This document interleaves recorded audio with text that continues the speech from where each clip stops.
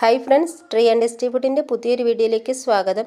ഇന്നത്തെ നല്ല ഹെൽത്തി ആയിട്ടുള്ളൊരു ഡ്രൈ ഫ്രൂട്ട്സ് ലഡുവിൻ്റെ റെസിപ്പിയാണ്.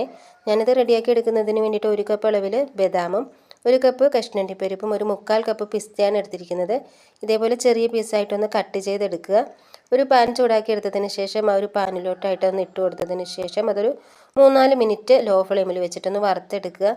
അപ്പോൾ ഇതേപോലെ നട്ട്സുകൾ എടുക്കുമ്പോഴത്തേക്ക് നമ്മുടെ കയ്യിലുള്ള അനുസരിച്ച് കൂട്ടിയും കുറച്ചൊക്കെ നട്ട്സ് എടുക്കാം കേട്ടോ. നമ്മൾ ഇട്ട് കൊടുത്തിരുന്ന ആ ഒരു നട്ട്സൊക്കെ നല്ലതുപോലെ ഒന്ന് വറുത്ത് കിട്ടിയിട്ടുണ്ട്. വേറെ ഓയിലോ നെയ്യോ ഒന്നും ഒഴിച്ചു കൊടുത്തിട്ടുണ്ടായിരുന്നില്ലേ.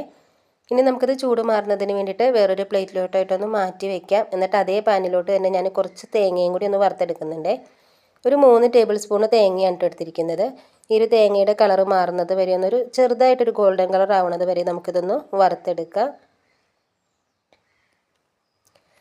നമ്മൾ ഇട്ട് കൊടുത്തിരുന്ന ഒരു തേങ്ങയുടെ കളറൊക്കെ ഒന്ന് മാറി വന്നിട്ടുണ്ട്. ഇതും കൂടി നമുക്ക് ആ ഒരു നട്ട്സിലേക്ക് തന്നെ ഇട്ട് കൊടുക്കാം കേട്ടോ. പിന്നെ 1 ടേബിൾ സ്പൂൺ നെയ്യും കൂടി ഒഴിച്ചു കൊടുക്കുന്നുണ്ട്.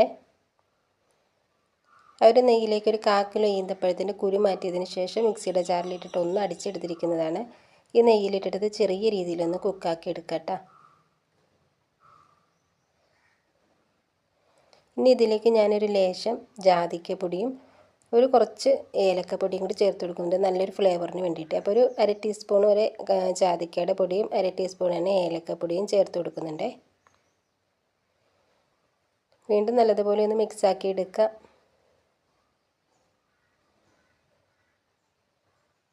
ഇനി ഞാൻ ഇതിൻ്റെ ഫ്ലെയിം ഓഫ് ചെയ്തിട്ടുണ്ട്. അതിനുശേഷം നമ്മൾ വറുത്ത് വെച്ചിരിക്കുന്ന ആ ഒരു നട്ട്സും കൂടി ഇട്ട് കൊടുക്കുക. എന്നിട്ടൊന്ന് മിക്സാക്കി എടുക്കാം. ഇത് ചൂട് മാറിയതിന് ശേഷം കൈ വെച്ചിട്ട് നല്ലതുപോലെ ഇതൊന്ന് കുഴച്ചെടുക്കാനുള്ളതാണ്. ആ ഒരു മിക്സ് ഞാൻ ഇതേപോലെ ഒരു പരന്ന പ്ലേറ്റിലേക്ക് ഇട്ടിട്ടാണ് കുഴച്ചെടുക്കുന്നത്. ആ ഒരു മിക്സ് നമുക്ക് പെട്ടെന്ന് കുഴച്ചെടുക്കാൻ എളുപ്പമായിരിക്കും ഇതേപോലെ ഒരു പ്ലേറ്റിൽ ഇട്ട് കൊടുക്കുകയാണെങ്കിൽ. ഇപ്പോൾ ഇത് കൈകൊണ്ട് കുഴച്ചെടുക്കാൻ പാകത്തിനുള്ള ചൂടുള്ള നല്ലതുപോലെ ഒന്ന് തിരുമ്മി കുഴച്ചെടുക്കുക.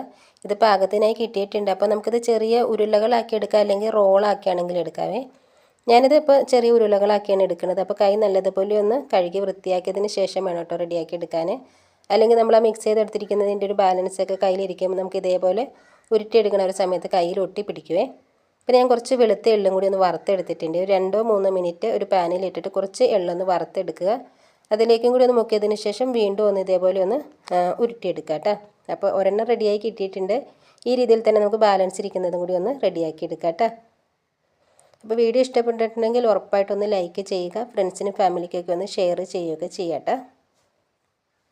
അപ്പോൾ നമ്മൾ റെഡിയാക്കി എടുത്തിരുന്ന ആ ഒരു മിക്സും കൊണ്ട് ഡ്രൈ ഫ്രൂട്ട്സിലിട്ട് മുഴുവനായിട്ട് ഉരുട്ടി റെഡിയാക്കി എടുത്തിട്ടുണ്ട്.